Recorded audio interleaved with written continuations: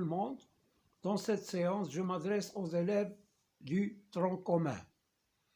Bon, je vais traiter la notion d'ensemble, la réunion de deux ensembles, l'intersection de deux ensembles et l'inclusion, ainsi que les ensembles connus comme l'ensemble N des entiers naturels, l'ensemble des entiers relatifs et les rationnels, ainsi que le nombre réel. Bon, je commence par la notion d'ensemble, mais avant, je dois parler d'éléments. Qu'est-ce que c'est qu'un élément ou bien des éléments? Je prends par exemple 3, 5, 7, 11. Je peux grouper ces éléments-là dans un ensemble, on le met entre accolades. Alors, si j'appelle cet ensemble grand A, alors 3 appartient à A. J'écris appartient à l'aide de ce symbole-là. 5 appartient à A. Si je prends moins 2, n'appartient pas à A. J'écris n'appartient pas, j'écris d'abord appartient et je le barre. Je prends par exemple 5 demi, n'appartient pas à A. Voilà pour l'appartenance élément, on l'écrit entre accolades et on le nomme grand A par exemple, ou bien grand B, ou bien etc. Bon, maintenant, je parle de l'inclusion. Par exemple, si je prends l'ensemble A qui est égal à 2, moins 5, A et 3. Et je prends l'ensemble B. L'ensemble B, il est composé des éléments suivants, 2A. Bon. Alors, on remarque que les éléments de B, nous avons 2 et A. Ces éléments-là appartiennent aussi à A. Donc, puisque tous les éléments de B appartiennent à A, on dit que B est un sous-ensemble de A, ou bien on l'écrit tout court, B est inclus dans A. Inclus, c'est comme un C. Inclus. C'est-à-dire que B est un sous-ensemble de A. Je prends un autre exemple, E égale moins 3, 5, 4, moins 10 et A. Et je prends un ensemble F qui est égal à 5, moins 10 et A. Alors, on remarque que l'ensemble F, les éléments de l'ensemble F, tous appartiennent à E. Voilà, on a 5 ici, moins 10 et A. Donc, puisque tous les éléments de F sont des éléments de E, on dit que F est inclus dans E, ou bien F est un sous-ensemble de E. Bon, je prends un contre-exemple. Alors, je prends A par exemple, c'est 2 moins 5A et 3, et B est égal à moins 4A et 3. Est-ce que l'ensemble B est inclus dans A? Non, bien sûr, parce que le moins 4 appartient à B, mais moins 4 n'appartient pas à A. Donc, B n'est pas inclus dans A. J'écris B, il n'est pas inclus ou bien non inclus dans A. Pourquoi? Car on a moins 4 appartient à B, mais moins 4 n'appartient pas à A. Mais moins 4 n'appartient pas à A. Donc, B n'est pas inclus dans A. Donc, voilà pour l'inclusion. Maintenant, on va voir la réunion de deux ensembles. Si je prends A égale 1, 3, A, étoile et 10.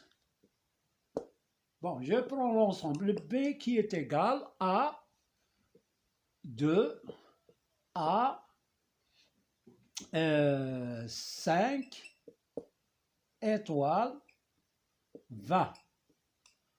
Alors, on remarque ici qu'on a des éléments qui se répètent, on dit que ce sont des éléments communs, comme A, par exemple, et étoile. A et étoile. Mais les autres éléments ne sont pas communs. Donc, si je veux établir la réunion entre A et B, j'écris A union B. Union, c'est comme la réunion des deux ensembles qui est égale. J'écris d'abord les éléments de A, tous les éléments de A. 1, 3, A, étoile, 10. Et ensuite, j'écris les éléments qui sont dans B, mais qui ne sont pas dans A. C'est-à-dire, je ne vais pas répéter 2 fois 3, ou bien 2 fois A. A, il est déjà dans A, donc je ne peux pas l'écrire dans la réunion. On a écrit tous les éléments de A, maintenant j'écris les éléments qui ne sont pas dans A, 2. Ensuite, A, il est là, 5.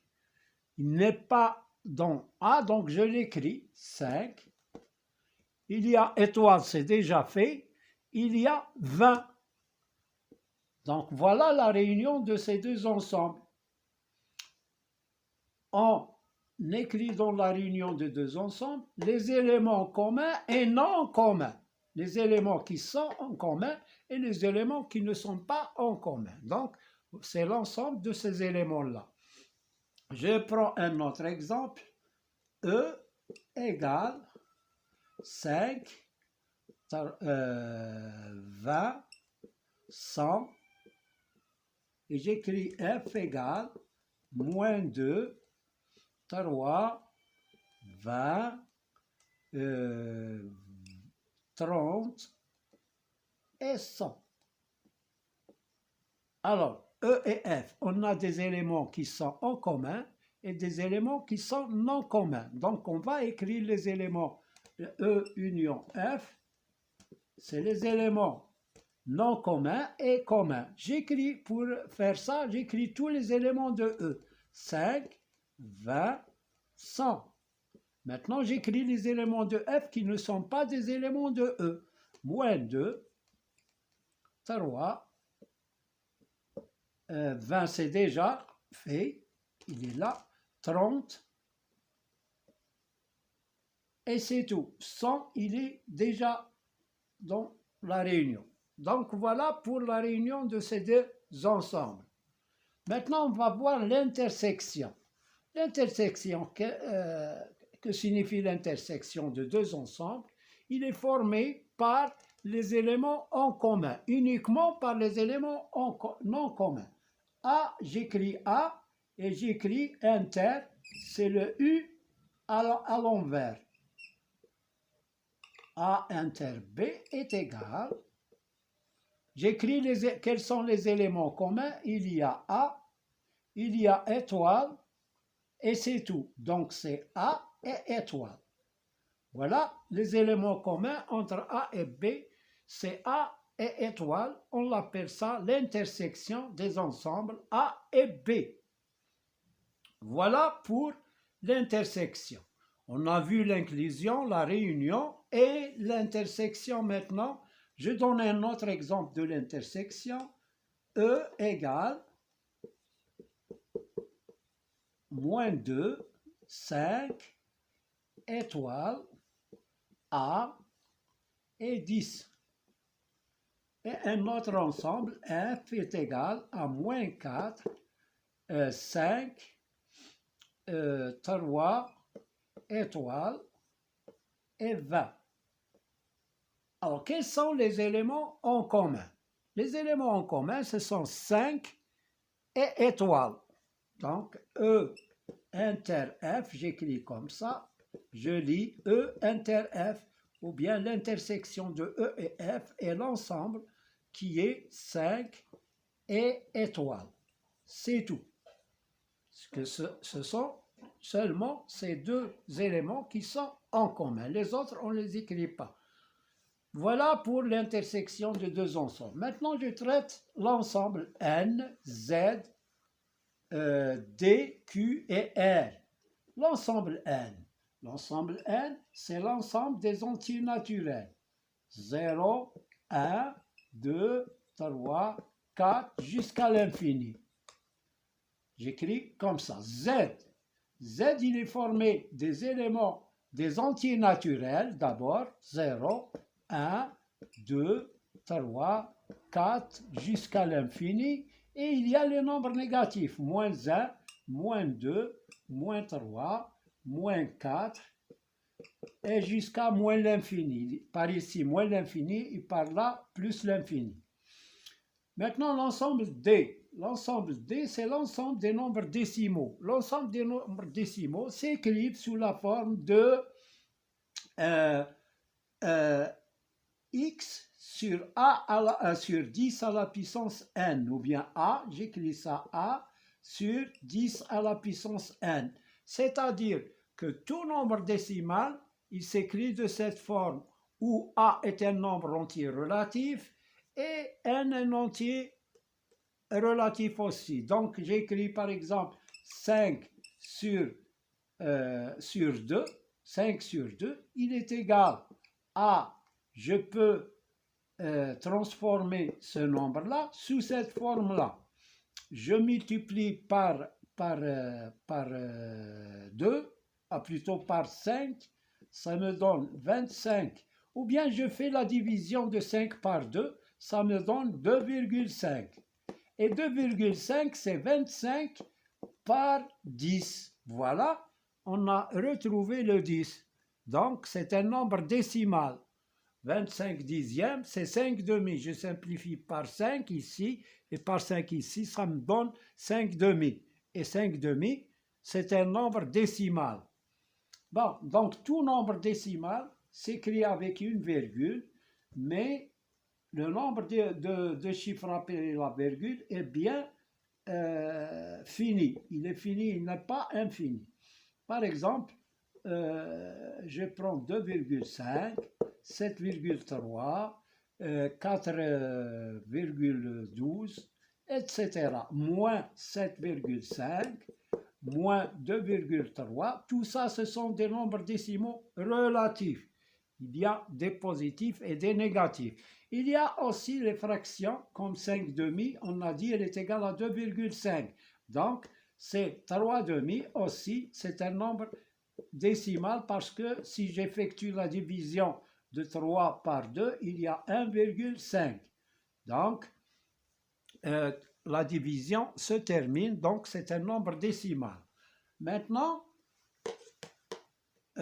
donc on écrit l'ensemble des nombres décimaux. D, il est égal, par exemple, ici c'est l'infini, moins 7,5, moins 5 demi, moins 0,1, 0. Et là, on peut trouver des nombres relatifs, moins 10 par exemple. Et là, on peut trouver 1, on peut trouver 1,5, etc. Donc, voilà l'ensemble des nombres décimaux. Maintenant, l'ensemble des nombres rationnels. L'ensemble des nombres rationnels, si je prends un tiers, la division de 1 sur 3, c'est 0,333 jusqu'à l'infini. C'est-à-dire que la division ne se termine pas. Ça veut dire que ce nombre-là n'est pas un nombre décimal, parce que je ne peux pas l'écrire sous la forme de a sur 10 à la puissance n. Donc, ce nombre-là n'est pas un nombre décimal. Pour faciliter les choses, on dit que c'est un nombre un tiers, n'est pas un nombre décimal. Pourquoi? Parce que la division ne se termine pas. Donc, toute fraction dont la division ne se termine pas n'est pas un nombre décimal, mais c'est un nombre rationnel. Un nombre rationnel. Donc, les nombres rationnels s'écrivent grand Q, comme ça, qui est égal. Il y a les nombres entiers naturels, par exemple 0, 1, 2, etc. Il y a 7 demi, il y a 4 cinquièmes et d'autres fractions dont la division se termine. Il y a aussi les fractions dont la division ne se termine pas, comme un tiers par exemple. Je l'écris ici, un tiers. Alors ici 0, un tiers, 7 demi, 4 cinquièmes, etc. Il y a moins, par exemple, 2 tiers. Ce nombre, la division ne se termine pas. Il y a moins 1, il y a moins 10, il y a moins 7 sur 2, etc. Donc, voilà les nombres rationnels. Ils sont formés par des fractions dont la division ne se termine pas et des fractions dont la division se termine. Voilà. Donc, et ensuite, on a vu l'ensemble R. L'ensemble R, c'est l'ensemble des nombres réels. Dans l'ensemble des nombres réels, il y a des entiers naturels, comme 0, 1, 2, etc. Il y a les nombres relatifs, il y a moins 5, moins 6, etc. Il y a les nombres décimaux, moins 2,5, moins 7,7, etc. Il y a des fractions aussi, comme 5 demi, 1 tiers, etc. Donc voilà pour l'ensemble R. Il y a aussi, je ne ferme pas les accolades parce qu'il y a d'autres éléments. Alors les éléments sont racine de 2 par exemple, racine de 5, moins racine de 7, etc. Ça, ce sont des nombres irrationnels. On dit que ce sont des nombres irrationnels. Donc, en introduisant ces éléments-là avec cet ensemble-là, on obtient l'ensemble des nombres réels. Je reprends R, il y a moins l'infini, moins racine de 700, 4 sur 5, 1 tiers, moins 1,4, il y a 3, il y a 0, il y a racine de 2, racine de 5, etc. Il y a des nombres rationnels et des nombres irrationnels. Voilà pour l'ensemble R. Pour faciliter ça, je vais faire ce qu'on appelle un diagramme sagittal. Un diagramme sagittal.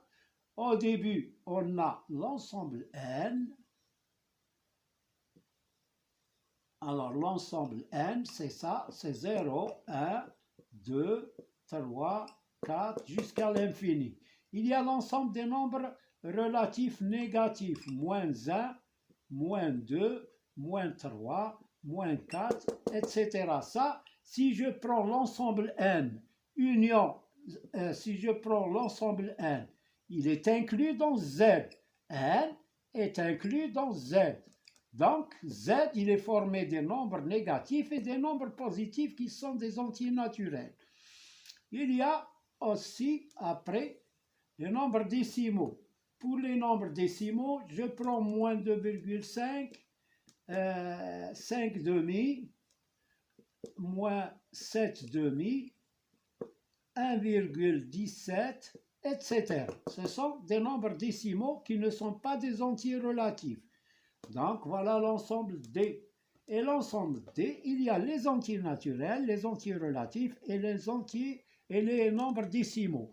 Donc, N est une partie de Z, Z est une partie de D. Tout ce qui est naturel est un entier relatif et tout entier relatif est un nombre décimal. Maintenant, ce D, on ajoute l'ensemble des nombres rationnels. 1 tiers, moins 2 tiers, 22 septièmes, moins 22 septièmes. Toutes ces fractions, leur division ne se termine pas. Donc, voilà les nombres rationnels qui ne sont pas des décimaux. Maintenant, si je groupe l'ensemble des nombres rationnels avec l'ensemble D, je forme l'ensemble Q. Et l'ensemble Q, il contient les entiers naturels, les entiers relatifs, les nombres décimaux. Voilà, donc tout entier naturel est un entier relatif, tout entier relatif est un nombre décimal, et tout nombre décimal est un rationnel. Et il est inclus dans R. Tout nombre rationnel est un nombre réel. Donc, si j'ajoute les nombres irrationnels, comme par exemple racine de 2 moins racine de 5, racine de 700, moins racine de 15, tout ça, ce sont des nombres irrationnels. Si on les ajoute à l'ensemble Q, on forme l'ensemble R. Donc, N est inclus dans Z, Z est inclus dans D, D est inclus dans Q, et Q est inclus dans R. Voilà pour ces ensembles-là. On a utilisé l'inclusion des ensembles, et voilà. On fait un petit exercice pour bien comprendre ces ensembles. On a, par exemple, je prends ce tableau-là.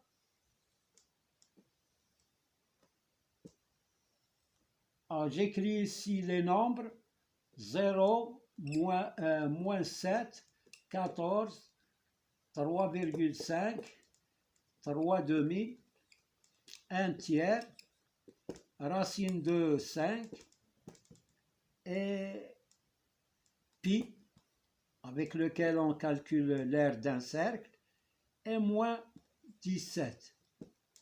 Alors, maintenant, je vais compléter le tableau N, Z, D, Q et R. On va compléter ce tableau-là par appartient ou n'appartient pas. Voilà.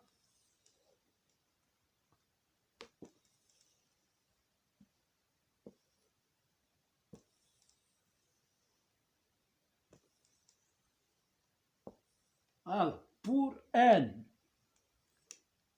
est-ce que 0 appartient à N? Oui, il appartient à N, il appartient à Z, il appartient à D, il appartient à Q et il appartient à R. Moins 7 n'appartient pas à N, ce n'est pas un entier naturel, mais c'est un entier relatif, appartient. S'il est relatif, il est décimal, il est rationnel et il est réel. 14, il est entier naturel, entier relatif, nombre décimal, nombre rationnel et nombre réel.